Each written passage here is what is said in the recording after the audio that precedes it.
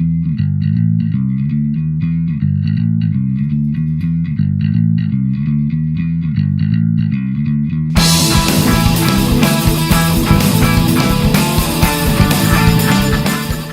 and welcome to my second vlog. This is the end of the first week of having my own channel, and I'm quite astounded to have over 50 subscribers already. So this is a huge thank you to everyone who has already supported the channel. I really didn't expect it, and it's quite flattering and humbling that so many of you have decided to click the button to subscribe to this. I hope that what I'm putting out there is useful and the content is something which you want to see more of. Now, always you can comment below. I will attempt to answer every comment as I see it come in. Please do get involved in the conversation, and if you have any suggestions of how I could do this better, I'm very new to this. I've been doing this for 1 week, as I've just said, and so I'm learning all the time. What I'm going to do in this vlog is cut back through the week to some of the videos I've shot. The decision I made was because of some of the comments I had last week, where some of my projects were a little itty-bitty, so you were dropping in and out a little too much, and there was things being shown which were at an intermediate stage. Now I've taken that on board and will be doing complete build videos for each of the projects as much as I can. Some of them may involve some photography and voiceover work. Before, obviously, I started doing the channel, I wasn't recording any videos, so I have only photographs. But I will also continue these vlogs. I had a lot of very good comments about them, and I think it's nice to have a time lapse of where my projects are. And also, I think it's quite interesting to see the fits and starts of the hobbyist's life. We all know that life gets in the way, that sometimes you have better weeks than others, and I think that's what this vlog series will reveal. So now we're going to go, as Lockie says, of Zorpazorp, we're going to go to past Beardy to see what's been going on through the week, and I hope that you enjoy the rest of this video. Thank you for watching. Once more into the hobby space, and I'm going to be aiming to finish off this ruined cottage, or not the ruined cottage, this rundown cottage. It's not quite ruined. I've put the flock over for the moss, and so now what I've got to do is seal that, and then over on the other part I have a little bit of work to be done. I need to put some stain on these planks that I've got stacked here, and just also make sure that everything is sealed in. I'm happy with the rest of it. It's very, very close. Maybe a little bit of work on the woodwork on the windows, but yeah, I'm pretty happy with the rest of it. So that's my plan for this evening. I will now get started. You will now hear some music as this goes very fast. Enjoy.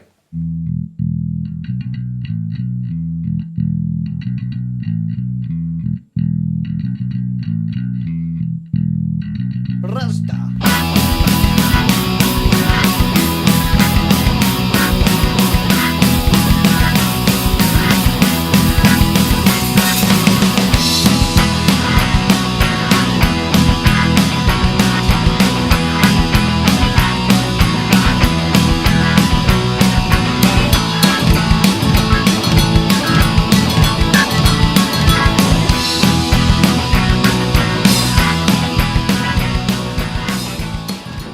And there we have it, a very quick process as it turned out. A quick spray with some PVA, very watered down PVA with a little bit of washing up liquid in to help the flow agent. Spread over both items, and then some oak stain on those little pile of planks. Now what I might do later on is put a bit of a grey dry brush on that so they look aged, but I'm going to wait for them to dry. So there we are. I think I'm pretty happy with that. I don't think I'm going to bother doing anything with the windows. They're okay. It's supposed to look run down. The inside looks fine to me. So job's a good one. And now to a part of the hobby that I really love, which is painting miniatures. I've just invested in one of these, which is a really good investment, and I can highly recommend that you get one. In front of me I have a batch of Ruffians from SBG and some other assorted miniatures all around the Hobbity kind of area, Hobbiton and I have Sharky and Worm and a couple of the hobbits here. So I'm going to spend a nice peaceful half an hour now before bedtime putting some paint on these miniatures. So yeah, see you after that. So that's me done with this. I'm now very tired and starting to make mistakes, so that's a good time to stop. But I have put the first coat of flash on every miniature on this table at least. So that's a good progress. On this building, the next MDF building, the one that I'm focusing on, I still have quite a lot of plastering to do, so I'm going to finish that off. I have this side wall and then I have this wall here. Now this is going to be a little interesting because I actually have a roof that is going to go on here, which I do want it to be removable, so I will not plaster past there. I will make a decision on that. And then I'm going to work on the pigsty. I have some pigs on order, some scale pigs, and that will have a roof glued on it. So we'll have a pig sticking its head out or something very simple like that. So to the technique which I've shown before with the polyfiller, and over here on my magnet, the palette knife. I have just completed the plastering on this building off camera after the pain of the previous attempt to do it on camera. And what I'm going to do now is a little bit of work on the pigsty, which is here. So there's a little house here and then there's a little area where the pigs can run around in. I have some model pigs on order, some scale pigs, but what I'm going to do here is I'm actually going to use dried tea leaves. I drink a lot of tea and I have a lot of dried tea leaves. So I will be using some PVA again to just glue down some dried tea leaves in there as a base for where the pigs will be living and rutting and whatever they do.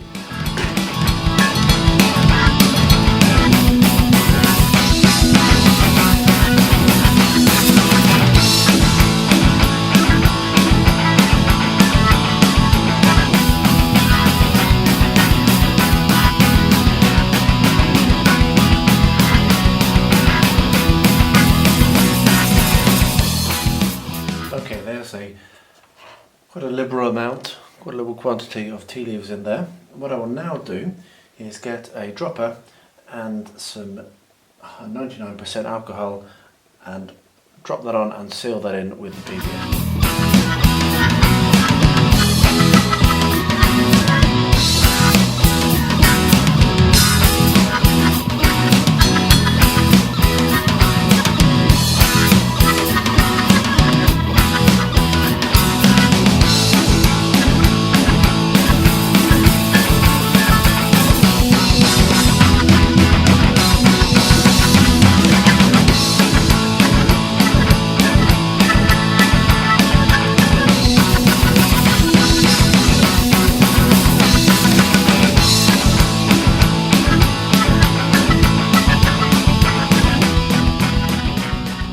Another very quick process for you there, which works very well. I will leave that to go off and then come back and do some more different textures. The next step on this little section of MDF building is going to be to paint the inside. Now my plan is to use standard hobby acrylic white to paint the entire thing white, which will then mean that whatever colour I choose will stand out a little bit more. Yesterday I put the primer, the sealant on the MDF, and that should mean that this paint will now go on a little easier than it would do, whereas normally MDF is very thirsty and the paint that you put on just disappears inside. So I'm just going to very quickly paint this.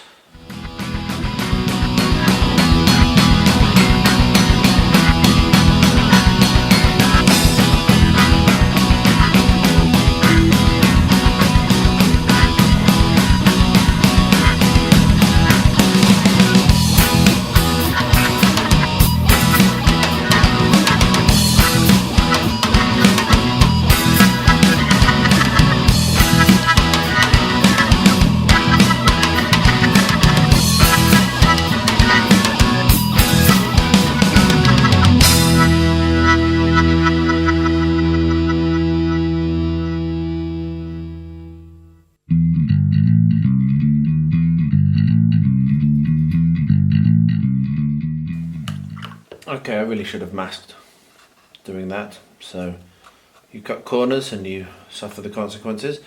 But I think that will look okay. I'll probably do another coat on that a bit later on. And then I will be doing my grey dry brush on the outside. I will put a dark wash on the inside, and I will pick up what colour I want to do and paint it that way. But I'm sure that I will invite you along when I get to that stage. Now that all of that plastering has gone off, what I'm going to do is take an emery board. This is a normal one that I stole from the missus, I think. And I'm going to file down or sand down the roughness. Now, I have had a play before filming this, I admit that, because I wasn't sure how well it was going to work, and it does seem to be working quite well. And to punish myself, I've left the hardest part with the most details to fiddle around with. And what I found works really well is pulling in slowly and steadily in one direction, and it just takes down that unpleasant roughness from the bad application.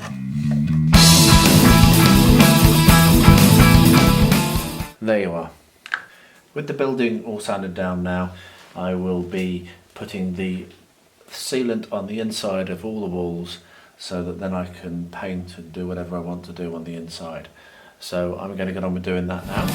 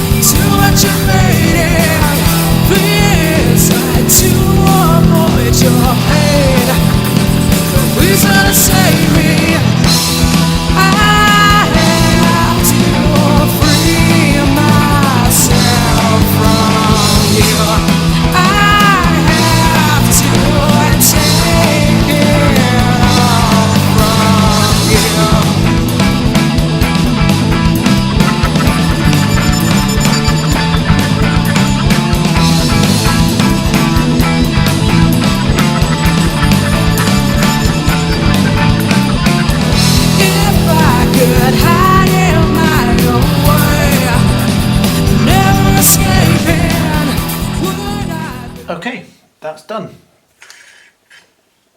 What I'm now going to do is a little bit more plastering, which I won't put on camera because, as we've established, that doesn't really work very well. But earlier on I did a test fit of the wood store, which goes back here, and I can actually plaster all of this area, which I wasn't totally sure about when I was doing it. Top tip here, check first, because I could have done that really easily last night without having to get everything out again. So that's my next job, and then I think that this will be done for the evening, and I will be leaving it to go off until I get time tomorrow or the next day to come back to it. But I'm really pleased with how it's coming on. Talking of the wood store, here it is. Now, as you can see on the side, it's designed to have the slat and the plaster, and I'm not going to do that. I'm going back to my trusty chop it, and I'm going to clip up some coffee stirrers and line it with wood. I'm not going to do that on camera because the battery's running out, which was a bit short-sighted, so that's going to go on charge, and I'll be back when it's done.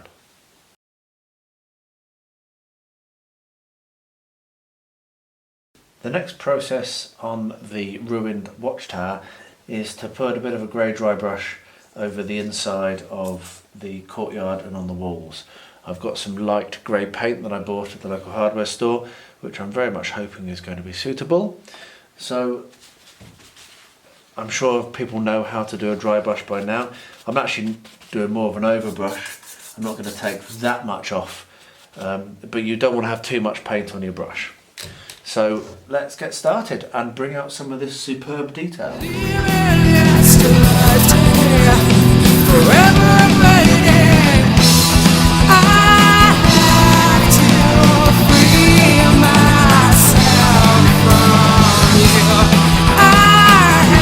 have to take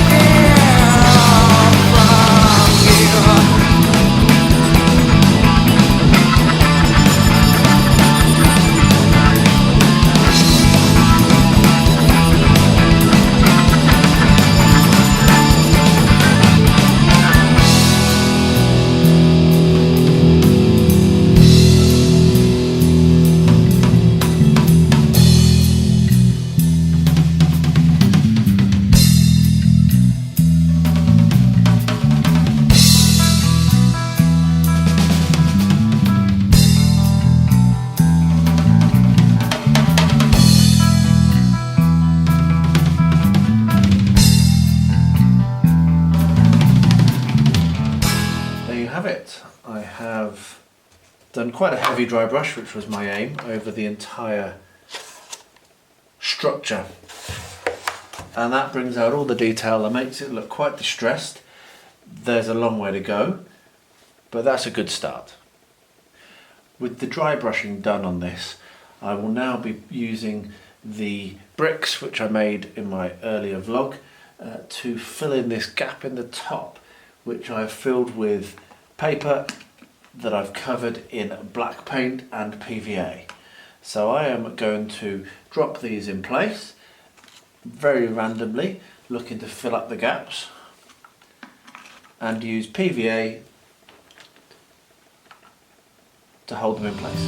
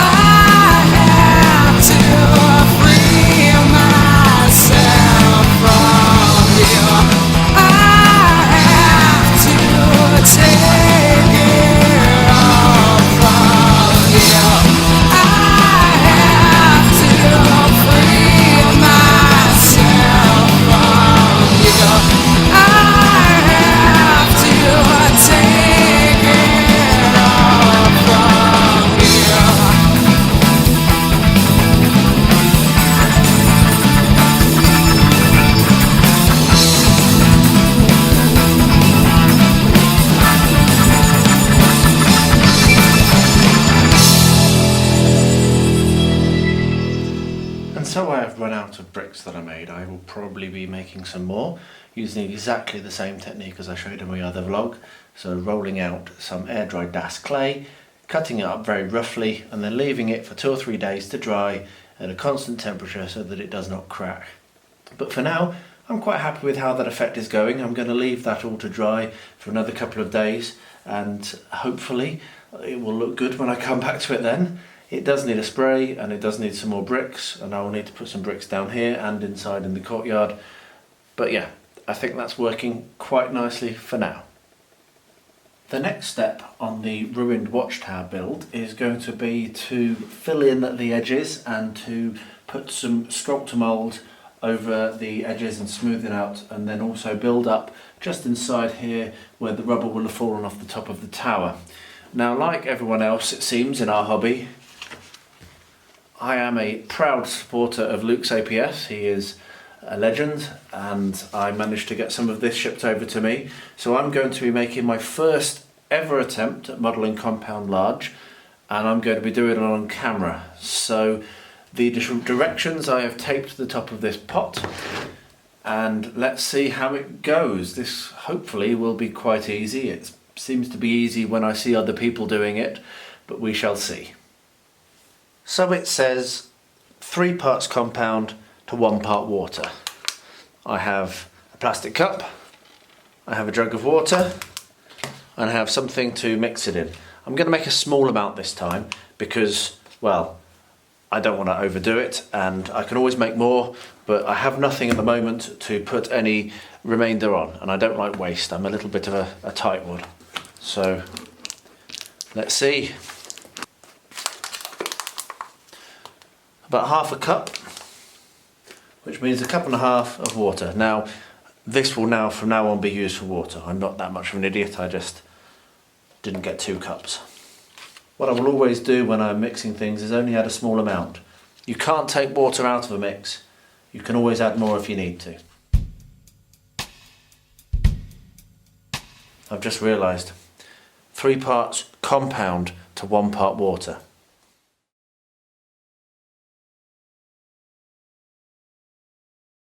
Another clean cup,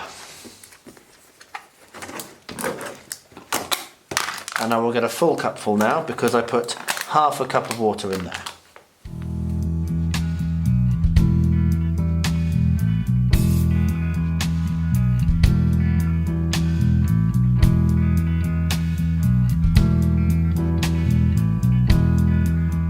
Okay, that's quite solid, that's quite firm. Let me just read the instructions again. A dense consistency, it says. And I think that looks like a dense consistency. So what I'm going to do is I'm going to see what it feels like when I put it on. So needing, so needing, so needing now to find a friend. Be weary, be weary now, be weary now.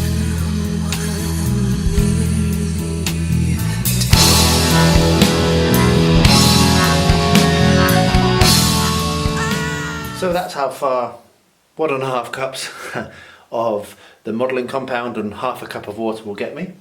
That gives me an idea of how much I now need to mix up, maybe twice as much again. I'm going to go and wash my hands, turn the camera off because it'll just be more of the same after this, and I'll come back when I've completed this and done all of the compound. But what I will say is that was very easy to use, and it goes a lot further than I expected. I didn't think that that little amount would actually go that far. So far so good. Thumbs up from me. Onwards and upwards. The modelling compound is going on very nicely, smooths very well. It doesn't have quite as long a working time as I expected. You do have to have your wits about you. What I've reached now is around here below the tower, and along this edge I want to have just the remnants of a cliff. It's only going to be a very, very small amount, maybe 20 millimeters. So I'm going to show you a little bit about how I'm going to work through that right now. How do you make rock cliffs? I'll tell you how I make them. I make them out of bark. I picked this up just outside. This has been in there for a very long time. If you're in a hurry, you can put it in the microwave, but it does need to be very dry, otherwise you'll have bits of creatures living in there, and you really don't want that. So what I'm going to do is I'm going to use bark like this, and I'm going to make the cliff around my ruined watchtower. The first thing to do is to find a section of bark which is going to fit nicely where you're trying to put it. And if it's nice and dry, you can then break it off and offer it up. That works perfectly. This is going to be a very quick process. It is a very quick technique. We have another section there, and I can break that off. That will be perfect once it's painted and dry brushed. That is how I do cliffs. Next up is actually fitting the bark to the model so that it won't fall off. Now I've used many different techniques, and you're about to watch me use a new one. This is the first time, as I've said, that I'm using the Luke's APS modelling compound, and I'm going to do that. I'm going to use that to fix this in place.